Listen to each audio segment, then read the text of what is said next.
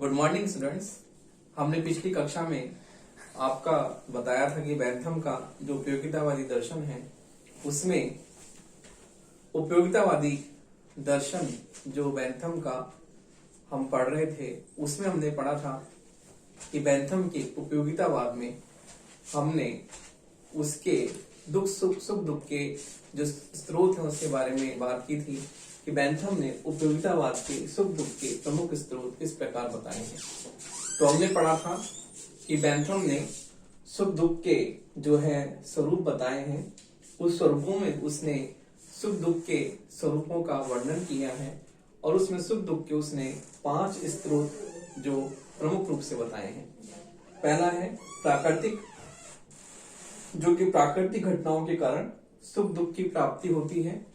हम उसे इस श्रेणी में रखते हैं कि प्राकृतिक सुख दुख जो है किस प्रकार से प्राकृतिक घटनाएं व्यक्ति को सुख और दुख की अनुभूति प्रदान करती हैं, उसके बारे में हमने बताया। फिर राजनीतिक अथवा कानूनी, किसी भी राजनीतिक व्यवस्था के द्वारा जब कोई भी राज व्यवस्था या कोई भी कानून के द्वारा व्यक्ति को सुख दुख की प्राप्ति होती है, उसके बारे में हमने इसमें बताया। फिर नैतिक स्रोत में जब कोई सुख दुख नैतिक दृष्टि से गलत काम करने पर व्यक्ति को दुख प्राप्त होता है और सही काम करने पर उसे सुख की अनुभूति होती है, उसके बारे में हमने इसमें देखा। सामाजिक या लौकिक, जब कोई कार्य करने से समाज व्यक्ति को पुरस्कृत करता है अच्छा काम करने पर और गलत काम करने पर उसे दंडित करता है, उसको हमने श्रेणी में रखा। फिर हमने धार्मिक स्रोत की बात की कि धार्मिक मान्यताओं के अनुसार जो है कार्य करने से व्यक्ति को सुख प्राप्त होता है। व्यक्ति धार्मिक और नैतिक मान्यताओं के अनुरूप कार्य करता है तब उसे सुख की प्राप्ति होती है, उसे हमने देखा। फिर जब धार्मिक मान्यताओं के विरुद्ध कोई गलत कार्य करने से दुख की प्राप्ति होती है, उसको हमने देखा। तो इस प्रकार बेंथम ने जो है सुख दुख के 5 स्रोत बताए हैं, प्राकृतिक, राजनीतिक अथवा कानूनी, नैतिक, सामाजिक या लौकिक या धार्मिक।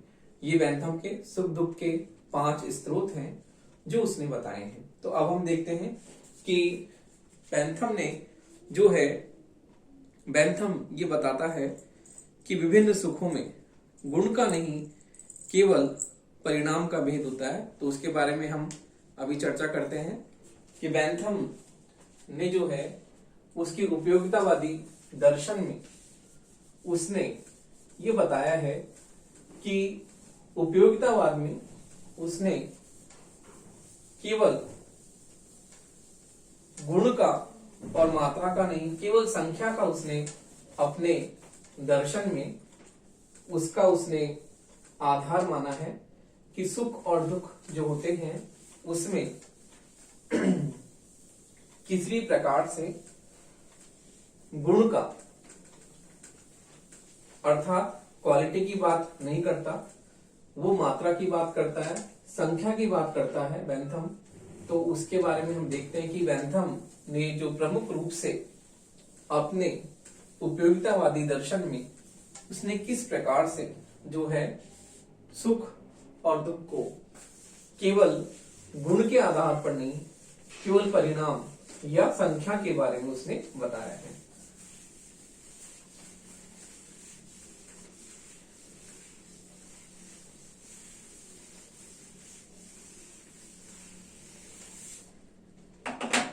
तो देखिए अब हम देखते हैं कि बेंथम विभिन्न सुखों में गुण का नहीं वरन केवल परिणाम का भेद मानता है। तो बेंथम विभिन्न सुखों में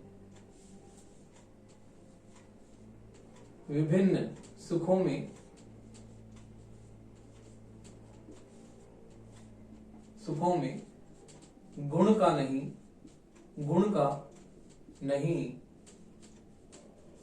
वरन परिणाम का भेद मानता है।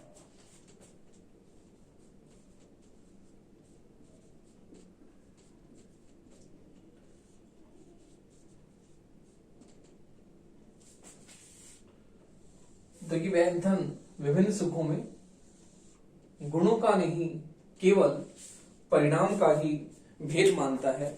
इसका मतलब है विभिन्न सुखों में केवल परिणाम या मात्रा का भेद होता है, गुण का नहीं। उसका यह मानना है कि विभिन्न सुख एक दूसरे से कम या अधिक हो सकते हैं। कोई सुख और दुख, उसमें मात्रा में कम अधिकता की बात हम कर सकते हैं, गुण की बात बेंथम नहीं करता है। उसका मतलब है कि विभिन्न सुखों में केवल परिणाम का भेद हम मानते हैं कि कोई भी सुख जो है वो किसी भी व्यक्ति को अधिक सुखी कर सकता है और किसे अधिक दुखी कर सकता है। ऐसे ही कोई दुख किसी को अधिक दुखी कर सकता है और किसी को अधिक सुखी कर सकता है। तो बेंथम ये कहता है कि हम मात्रा की बात करते हैं कि इसमें विभिन्न सुखों में केवल मात्रात्मक अंतर पाया जाता है, गुणात्मक अंतर नहीं पाया जाता है।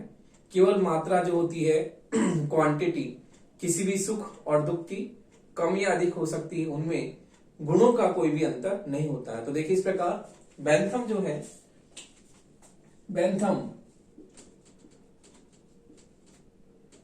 बेंथम सुख अथवा दुख में, सुख अथवा दुख में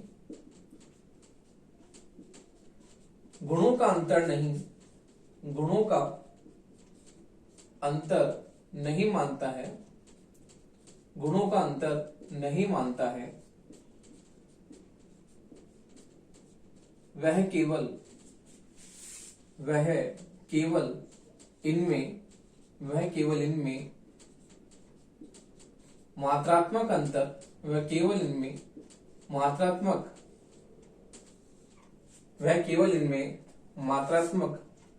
अंतर, वह केवल इनमें मात्रात्मक अंतर को ही मानता है, मात्रात्मक अंतर को ही मानता है। देखिए बेंथम सुख और दुख में गुणों का अंतर नहीं मानता। ये नहीं मानता कि विभिन्न सुखों में और दुखों में गुण का जो है वो नहीं मानता।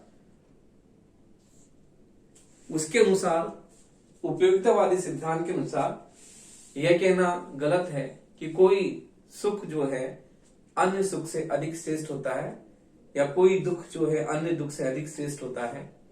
वो गुण की बात नहीं करता।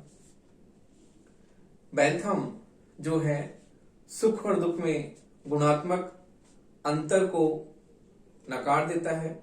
वो केवल मात्रात्मक अंतर की बात करता है कि उसका ये मानना है कि हम देखते हैं, हम आगे पढ़ेंगे कि बेंथम के उपयोगितावादी सिद्धांत में जो मिल है उसने किस प्रकार संशोधन किया है, और उसमें हम ये देखेंगे कि बेंथम ने जहां पर केवल मात्रा को ही इसमें प्रमुख रूप से माना है, उसके विपरीत मिल जो है गुणात्मक अंतर की बात करता है। वो केवल मात्रा की बात नहीं करता।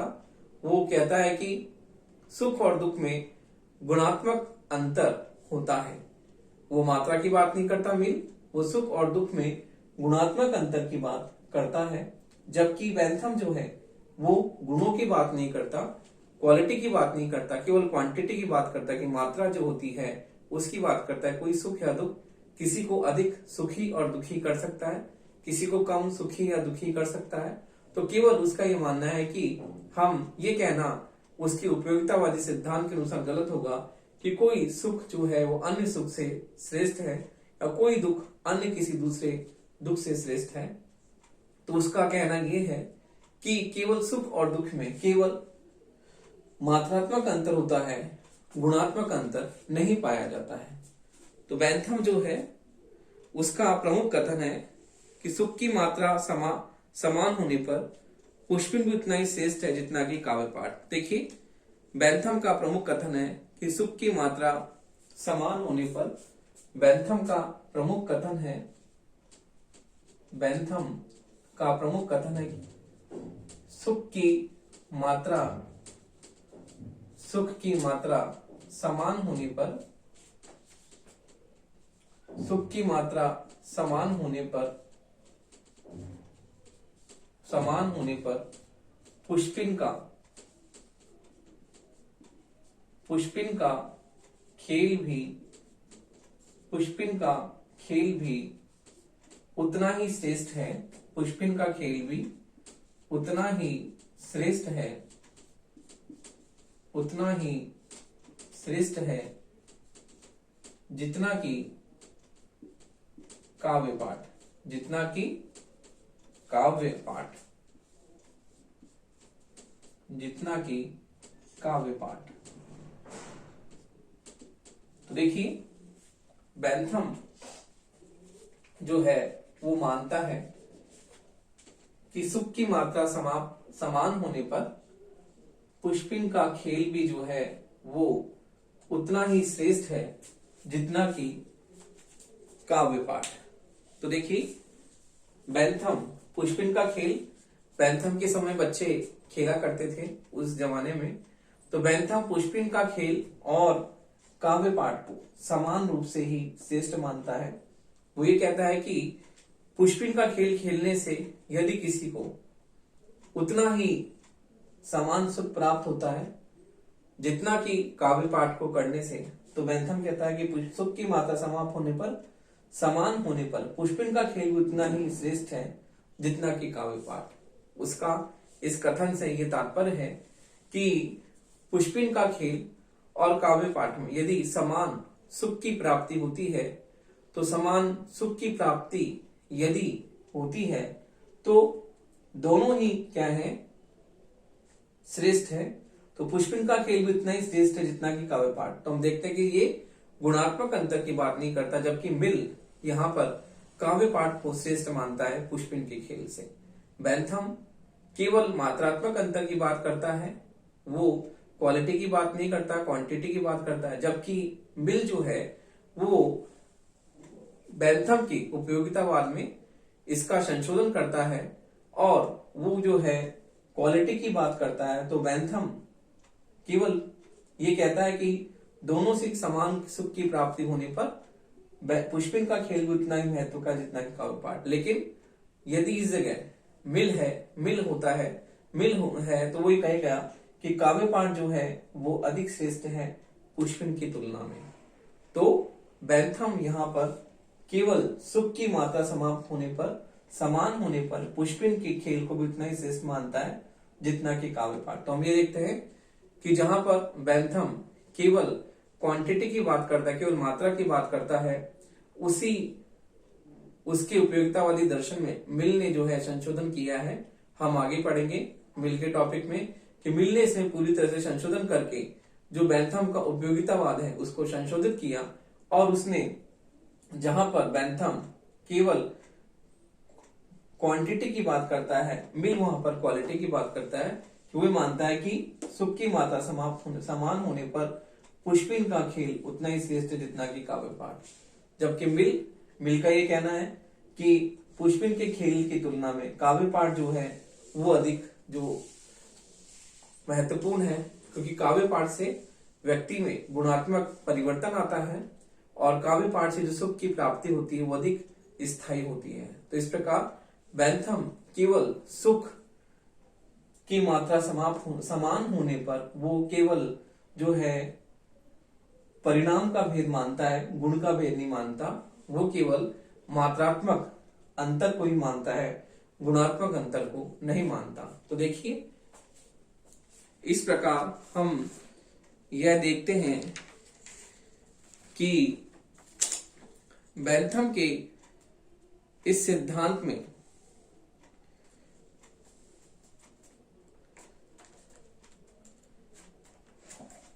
केवल गुणात्मक परिवर्तन को ही जो है मिल ने माना है, जबकि बेंथम जो है केवल मात्रात्मक परिवर्तन की बात, मात्रात्मक अंतर की बात करता है। अब हम देखते हैं कि बेंथम ने इन सुख और दुख को मापने के लिए बहुत ही वैज्ञानिक तरीके से उसने इस बात का निर्धारण किया है कि सुख और दुख को किस प्रकार से मापा जा सकता है।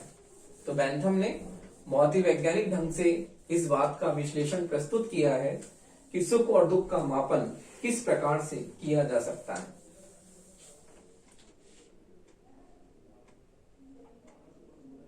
तो तो देखिए बेंथम ने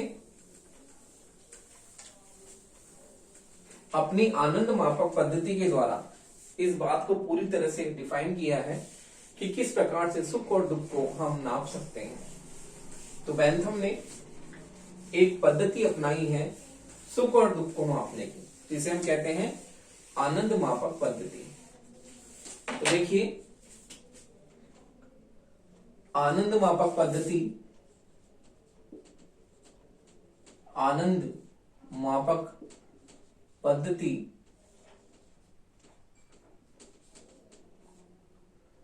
आनंद मापक पद्धति बेंथम ने इसे बताया कि सुख और दुख को किस प्रकार से मापा जा सकता है। तो बेंथम ने सुख और दुख को मापने के लिए बेंथम ने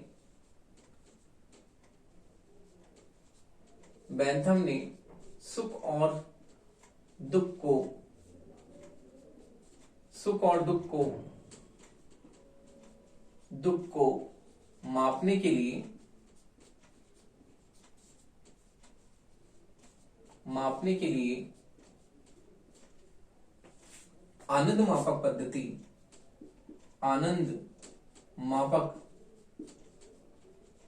पद्धति बेंथम ने सुख और दुख को मापने के लिए आनंद मापक पद्धति का निर्माण किया है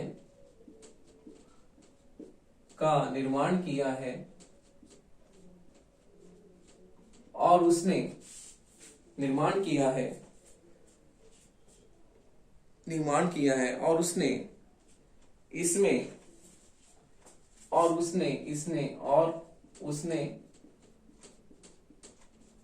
इसमें मुख्य 6 बातों पर अपना ध्यान केंद्रित किया है।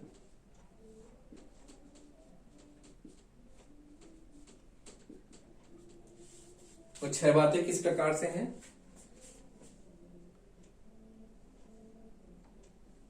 तीव्रता, पहला तीव्रता,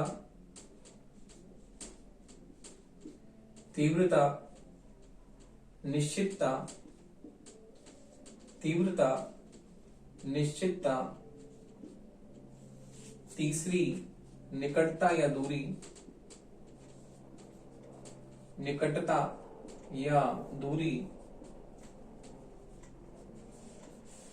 तीव्रता, निश्चितता, निकटता या दूरी, विशुद्धता, उत्पादकता, विशुद्धता और विस्तार।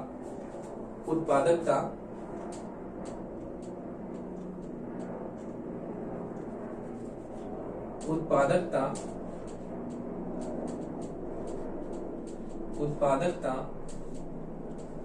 विशुद्धता,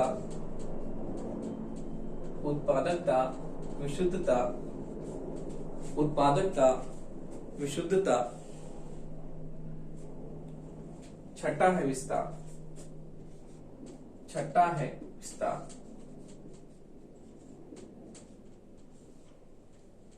तो देखिए बेंथम ने सुख और दुख को मापने के लिए एक पद्धति का उसने प्रयोग किया, जिसे हम आनंद मापक पद्धति कहते हैं। उसमें उसने बताया है कि सुख और दुख को किस प्रकार से मापा जा सकता है, और इसके लिए उसने एक पद्धति का प्रयोग किया जिसे हम आनंद मापक पद्धति कहते हैं। उसमें उसने मुख्य 6 बातों पर जो है फोकस किया।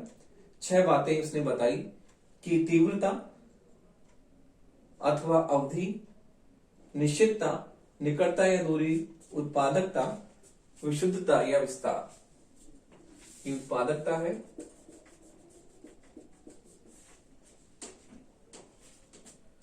उत्पादकता,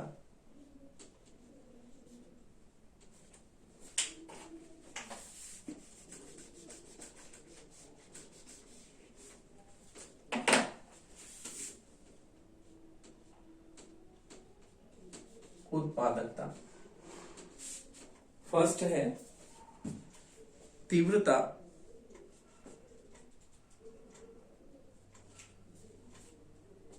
या अवधि, निश्चितता, निकटता या दूरी, उत्पादकता, विशुद्धता और विस्तार। इस प्रकार से बेंथम ने जो है मुख्य 6 बातों पर इस आनंद मापक पद्धति में ध्यान दिया और 6 बातें इसने बताई कि किस प्रकार से हम सुख और दुख को किस तरह से नाप सकते हैं। तो बेंथम ने अपनी आनंद मापक पद्धति में इन 6 बातों पर ध्यान दिया कि किस प्रकार से इन 6 बातों को ध्यान में रखकर, इन 6 तत्वों को ध्यान में रखकर हम सुख और दुख को जो है माप सकते हैं। देखिए, इस प्रकार बेंथम ने जो है आनंद मापक पद्धति के आधार पर उसने इन बातों पर अपना ध्यान केंद्रित किया कि किस प्रकार जो है हम आनंद मापक पद्धति के आधार पर सुख और दुख को माप सकते हैं कि कौन सा सुख व्यक्ति को अधिक सुखी करेगा और कौन सा दुख व्यक्ति को अधिक दुखी करेगा। तो इस प्रकार बेंथम ने सुख और दुख में गुणात्मक जो है भेद की जगह उसने मात्रात्मक अंतर को माना और उसने प्रमुख रूप से जो है अपने चिंतन में इन सब बातों का बताया कि किस प्रकार जो है ये 6 मुख्य तत्व जो है मुख्य रूप से इन 6 तत्वों के आधार पर उसने अपने उपयोगितावादी सिद्धांत में इन 6 तत्वों के आधार पर सुख और दुख का उसने बताया किस प्रकार से हम इनका मापन कर सकते हैं। तो ये इसके बारे में हम देखते हैं कि किस प्रकार जो बेंथम ने ये बताया है कि बेंथम के अन्य विचार के बारे में हम देखते हैं कि बेंथम के अन्य विचार क्या हैं। तो देखिए,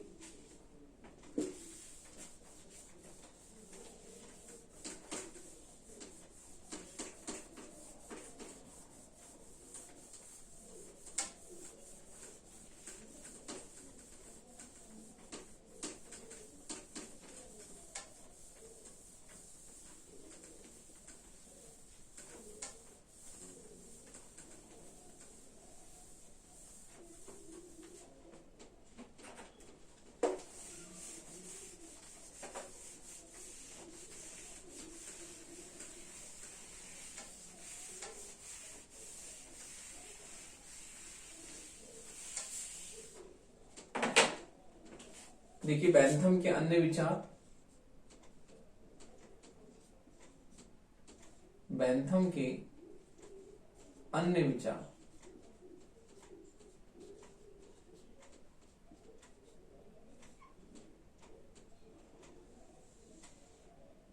बेंथम के अन्य विचार में हम देखते हैं कि बेंथम ने यह भी बताया है कि विधि निर्माण में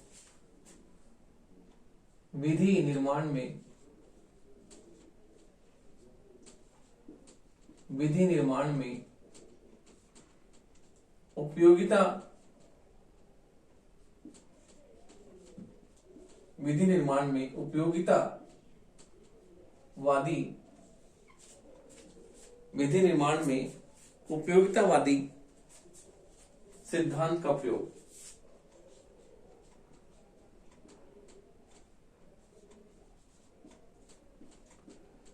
बेंथम ये मानता है कि कानून निर्माण में भी उपयोगितावादी सिद्धांत का प्रयोग होना चाहिए और बेंथम का ये मानना है कि इसे हम सभी क्षेत्रों में लागू करना चाहिए उपयोगितावाद को, और उसके शब्दों में हम विधि निर्माण भी अधिकतम व्यक्तियों के अधिकतम सुख के सिद्धांत पर हम विधि निर्माण में भी इसे लागू कर सकते हैं। जिस कानून से अधिक व्यक्तियों का सुख हो वही कानून जो है मान्य होना चाहिए, और जिससे दुख की प्राप्ति होती है वो कानून मान्य नहीं होना चाहिए। तो बेंथम कानून निर्माण में भी उपयोगितावादी सिद्धांत का प्रयोग करता है कि उपयोगितावादी सिद्धांत के आधार पर कानून का निर्माण किया जाना चाहिए। इसकी कसौटी भी वो अधिकतम व्यक्तियों के अधिकतम सुख को मानता है। अगला हम देखते हैं कि राज्य की उत्पत्ति के संबंध में संविदावादी धारणा का खंडन। तो देखिए, राज्य की उत्पत्ति के संबंध में, राज्य की उत्पत्ति के संबंध में, राज्य की उत्पत्ति के संबंध में सामाजिक समझौतावादी सिद्धांत का खंडन। सामाजिक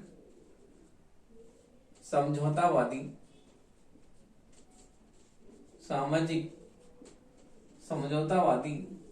सिद्धांत का खंडन।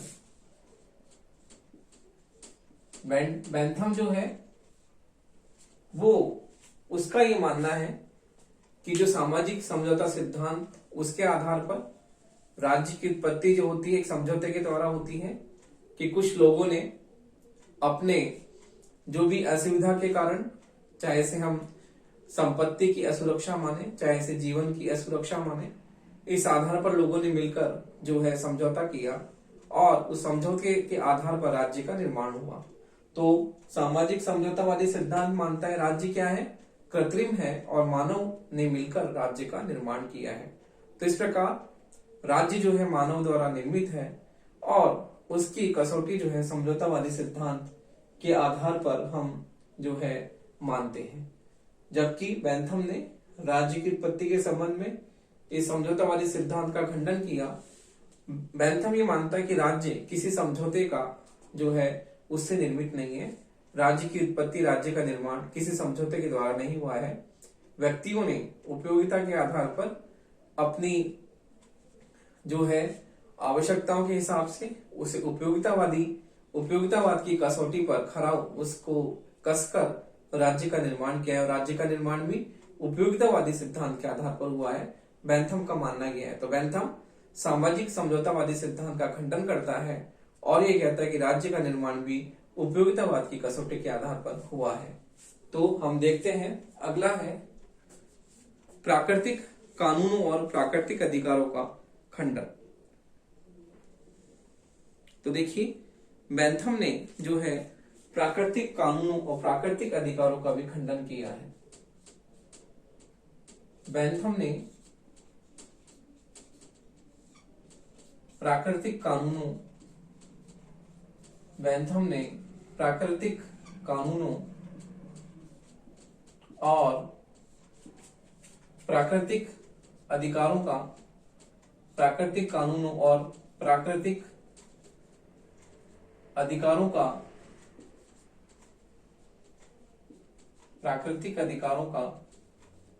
खंडन किया है। प्राकृतिक अधिकारों का खंडन किया है। तो देखिए, बेंथम इस बात को